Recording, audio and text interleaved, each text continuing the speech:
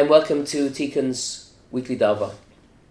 The portion this week, Shelach, at the end of it, talks about the mitzvah. It's one of the commandments in the Torah. Don't follow your heart and your eyes.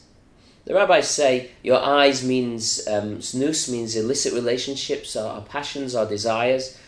And levavachem, your heart, don't follow your heart, means heresy, heretical philosophies, atheistic, perhaps, ideas.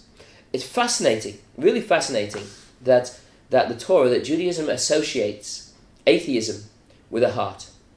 You know, kind of in our world in which we live, atheism is much more often associated with the head, with the intellect. It's the intellectuals that are the atheists, and the religious people are people of faith, people of the heart.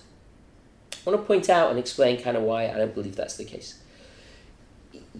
Rabbi Weinberg, my teacher, used to love to meet an atheist. Someone would come into his office and says, "I'm an atheist."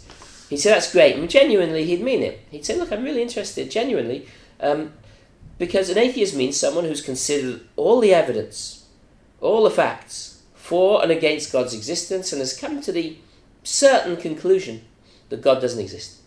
Please, I'm just curious to hear the evidence.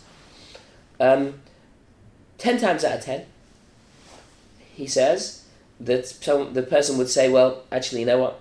Maybe I'm not an atheist. You know, I'm more of an agnostic. I'm more comfortable putting myself as an agnostic."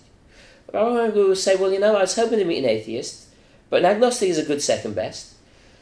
An agnostic means that somebody who has considered all the evidence, worked it through, looked at it, here's what points to God's existence, here's what points against God's existence, and come to the conclusion that the evidence is inconclusive. So let's hear it. Please, interested to hear what your evidence is." He says again, 10 times out of 10, a person would say to him, "Well, actually, maybe I just haven't thought about it that much. I'm just not clear on what it is." I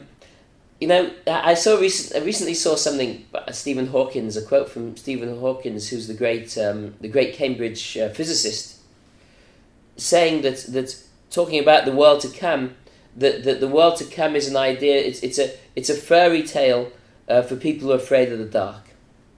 And what he's suggesting is what I've been saying earlier, is that people are afraid of what's going to happen to them after they die, so they're comforted by the belief of the next world, and they're comforted by the belief in God. And there's truth to that. I could appreciate what he's saying there, but to me there's another side to the coin as well, which is not all of our desires and not all of our comfort comes in believing God exists.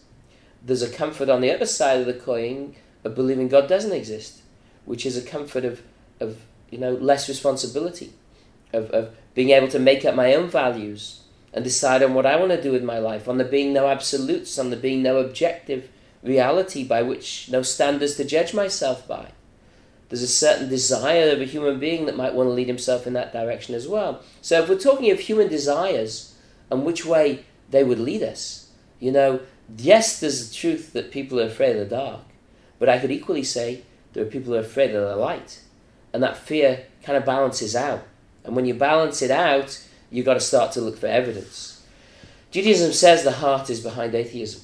It really is, because, and there's some, clearly so, because it's impossible to disprove that God exists. You want to be an agnostic, okay, but to say, I have proof positive, I have evidence that God doesn't exist, I'm not sure how you could disprove that. You could say there isn't any evidence, and therefore I'm not going to go with it. That's fine. To me, there's an element of faith in all of atheism. Much as atheists would not like to hear that and would not like to accept that, I think it's the reality of what's going on there.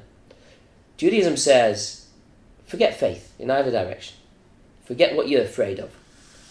Consider the facts. Consider the evidence. Think it through for yourself. Be honest, be objective, be open-minded.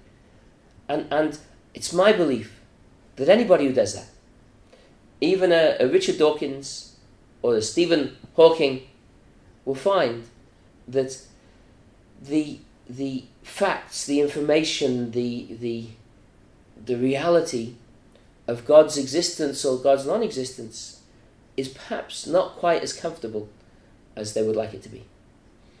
I wish you Shabbat Shalom. If you're interested in finding more about Tikkun, what we do, what we teach, please log on to our website, tikkun.co.uk. Thank you.